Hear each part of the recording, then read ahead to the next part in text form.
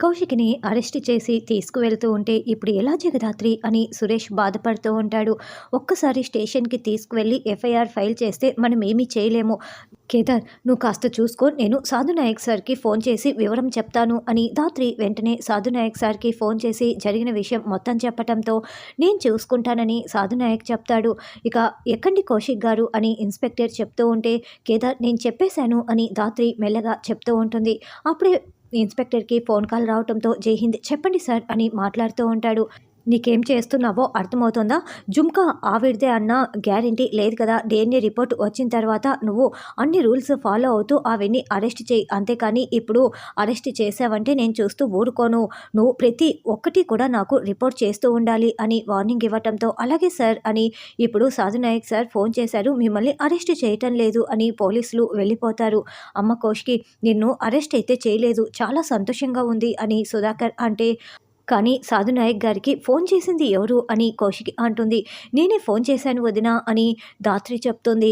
Thank you Jagadhatri, ఈరోజు నన్ను నా కంపెనీని కాపాడావు అని ధాత్రి చేతులు పట్టుకొని కౌశికి కృతజ్ఞతలు తెలుపుకుంటూ ఉంటే, బాగుంది కౌశికి, ఒకరేమో హంతకులు, ఇంకొకరేమో అనామకులు, ఏం సంబంధం లేని ఈ జగదాత్రి నువ్వు తప్పులు చేస్తూ ఉంటే కాపాడుతూ ఉంటుందా అని దివ్యాంక అంటే, చూడు, మా వదిన తప్పు చేయలేదని నాకు చాలా బాగా తెలుసు.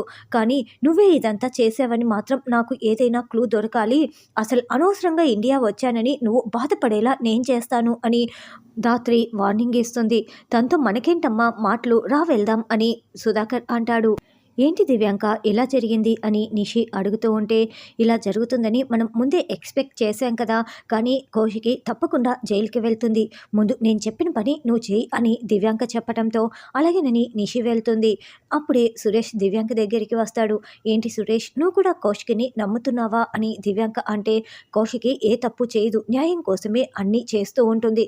కౌశిక్ గురించి నాకు చాలా బాగా తెలుసు అని సురేష్ అంటే, చూడు, నేను చేసేది నీకు చాలా బాగా తెలిసేమో, కానీ కౌశికి మూడో కంటికి తెలియకుండా నేను చేస్తున్నవే అన్నీ చేస్తుంది. కావాలంటే కౌశికి వాళ్ళ ఇంటికి వెళ్ళి గదిలోకి వెళ్ళి కబ్బోర్డ్లో చూడు. కబ్బోర్డ్ నిండా బ్యాగ్లో డబ్బులు ఉంటాయి. ఆ డబ్బులు చూసిన కౌశికిని నువ్వు నిలదీసావనుకో, అయ్యో ఈ డబ్బులు ఎలా వచ్చాయో నాకు తెలీదు అని కౌశికి చెప్పి తప్పించుకుంటుంది. ఇదే జరిగేది, కావాలంటే వెళ్ళి చెక్ చేసుకో అని దివ్యాంక చెప్తుంది. ధాత్రి, రిపోర్ట్స్ వచ్చాయా అని కేదార్ అడుగుతూ ఉంటే, మొత్తం టెస్టులన్నీ జరుగుతున్నాయి కేదార్, వదిన్ని ఎలాగైనా సరే మనం కాపాడి తీరాల్సిందే. దివ్యాంక చాలా పెద్ద కుట్ర చేస్తోంది అని ధాత్రి కేదార్ మాట్లాడుకుంటూ ఉంటారు. ఇంకోవైపు సురేష్ లాన్లో కూర్చొని దివ్యాంక చెప్పిన మాటల్ని గుర్తు చేసుకుంటూ ఉంటాడు. కౌశిక్ ఏదైనా తప్పు చేస్తుందా, దివ్యాంక చెప్తున్నది నిజమేనా అని అనుకుంటూ ఉంటే, అప్పుడే కౌశికి సురేష్ సురేష్ అని వచ్చి పిలుస్తూ ఉంటుంది. ఏమైంది, ఎన్నిసార్లు పిలిచినా కూడా నువ్వు పలకటం లేదు, ఏం ఆలోచిస్తున్నావు అని కౌశికి అడుగుతూ సురేష్ భుజంపై తలవాల్చి, చాలా భయంగా ఉంది. అసలు ఆ రమేష్ గారు నా దగ్గరికి రావటం ఏంటి, సునీత గురించి చెప్పడం ఏంటి, సునీత డెడ్ బాడీ సైట్లో దొరకడం ఏంటి, ఏం జరుగుతోందో అర్థం కావటం లేదు, భయంగా ఉంది అని కౌశిక్ అంటే, కౌశికి నువ్వేదైనా తప్పు చేస్తున్నావా అని సురేష్ అంటాడు. ఏం మాట్లాడుతున్నావు, నువ్వెందుకు ఇలా అడుగుతున్నావు, నేను ఏ తప్పు చేయలేదు అని కౌశికి అంటే, మరి తప్పు చేయనప్పుడు ఎందుకు భయపడాల్సిన అవసరమే లేదు, ధైర్యంగా ఉండు అంటూ సురేష్ వెళ్తాడు. సురేష్ లోపలికి రాగానే, అన్నయ్య ఎప్పుడు వచ్చావు, ఇప్పుడేనా రావటం అని ధాత్రి కేదార్ అడుగుతూ ఉంటే, లేదు ఆఫ్టర్నూనే ఇక్కడికి వచ్చేసాను, అప్పటి నుంచి ఇంట్లోనే ఉన్నానని సురేష్ అంటాడు. మరి భోజనానికి కూడా రాలేదేంటన్నయ్య, ఏమైంది, ఎందుకలా ఉన్నారని ధాత్రి అడుగుతూ ఉంటే, అబ్బే ఏమీ లేదు అని సురేష్ లోపలికి వెళ్తాడు. కేసు గురించే ఆలోచిస్తున్నట్లు ఉన్నారు ధాత్రి అని కేదార్ అంటాడు. నిషి వాళ్ళేంటి, వచ్చిన దగ్గర నుంచి ఎవరు రూముల్లో వాళ్ళు ఉన్నారు, మళ్ళీ ఆ దివ్యాంకతో ఏవైనా కుట్రలు చేయకుంటే అంతే చాలు అని ధాత్రి అంటూ ఉంటే, అవునని కేదార్ అంటాడు. నిషి బ్యాగ్ నిండా డబ్బులు కట్టలు సర్దుతూ ఉంటే, ఏందమ్మి ఇంత డబ్బు ఎక్కడిది అని వైజయంతి ప్రశ్నిస్తూ ఉంటుంది. దివ్యాంక ఇచ్చింది అత్తయ్య, ఈ డబ్బులు ఉన్న బ్యాగుని నేను కౌశికి వదిన గదిలో పెట్టాలి. సురేష్ అన్నయ్యని దివ్యాంక ఆల్రెడీ రెచ్చగొట్టింది. ఇప్పుడు సురేష్ అన్నయ్య పోయి కబోర్డ్ మొత్తం చెక్ చేస్తే ఈ డబ్బు ఉన్న బ్యాగ్ దొరుకుతుంది అని నిషి అంటే, అప్పుడు ఆ రమేష్ దగ్గర కౌశికి అమ్మి డబ్బులు తీసుకొని సునీతను చంపిందని అందరూ అనుకుంటారు. సురేష్ కూడా అదే నమ్ముతాడు. ఇదే కదా నువ్వు చేయబోయేది, దివ్యాంక చెప్పింది అని వైజయంతి అంటే అవునత్తయ్య అని నిషి అంటుంది. ఆ ఎమ్మి చూడ్డానికి తింగరదానిలా కనిపిస్తుంది కానీ భలే ప్లాన్లు వేస్తోంది. సరే కానివ్వని వైజయంతి అంటుంది.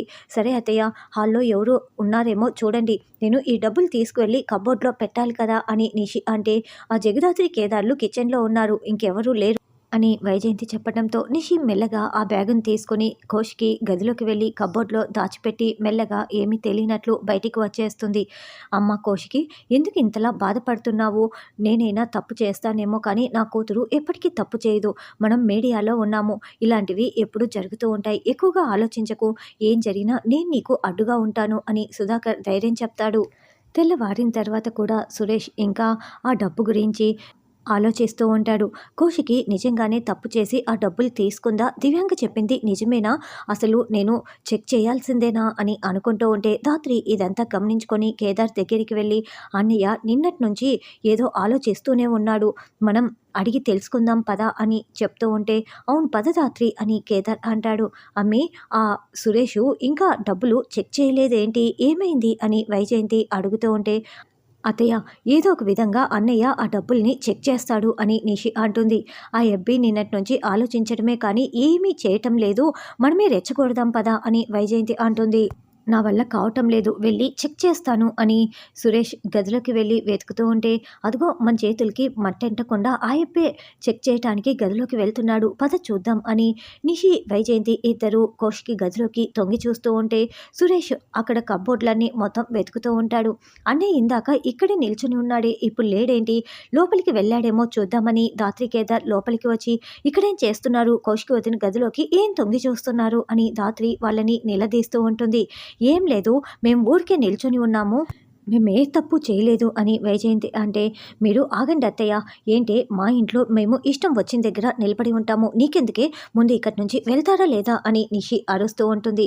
వీళ్ళతో మాటలు అనవసరం ధాత్రి, పద వెళ్దాం అని ధాత్రి కేదార్ ఇద్దరు సురేష్ దగ్గరికి వెళ్ళి, అన్నయ్య ఏం వెతుకుతున్నారు, ఏదైనా పోగొట్టుకున్నారా చెప్పండి, మేము వెతుకుతాము అని అడుగుతూ ఉంటే, నేను చెప్పబోయే మాటలు వింటే మీకు అసలు నచ్చదు జగదాత్రి, ప్లీజ్ నన్ను వదిలేయండి, నాకే ఒక క్లారిటీ లేదు, ప్లీజ్ వెళ్ళండి అని సురేష్ చెప్పడంతో, పద దాత్రి వెళ్దామని కేదార్ దాత్రి అక్కడి నుంచి బయటికి వచ్చేస్తారు.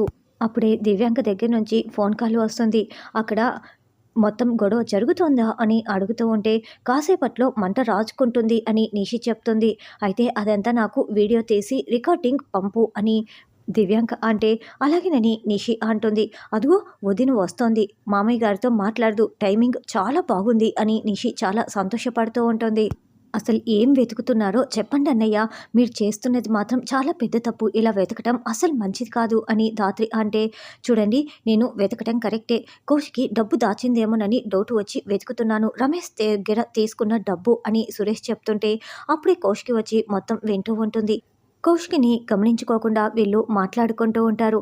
ఏం మాట్లాడుతున్నారన్నయ్య, అసలు వదిన అబద్ధాలే చెప్పదు, అలాంటిది వదిన డబ్బులు తీసుకుందని మీరు ఇలా మాట్లాడడం అసలు కరెక్ట్ కాదు, వదిన వింటే మనసు గుండె ముక్కలైపోతుంది, ఇది చాలా పెద్ద తప్పు అని ధాత్రి అంటే, ఇన్ని రోజులు కౌశికి మీద ఉన్న ప్రేమే నాను ఈ నిజాన్ని తెలుసుకోకుండా చేసిందేమోనని డౌట్గా ఉంది జగదాత్రి అని సురేష్ చెప్తూ ఉంటే, జగదాత్రి కేదార్ సురేష్కి అడ్డుపడకండి అని కౌశికి అరుస్తూ చెప్తూ ఉంటుంది. ఇదంతా నిషి వైజయంతి చూస్తూ చాలా సంతోషపడుతూ ఉంటారు.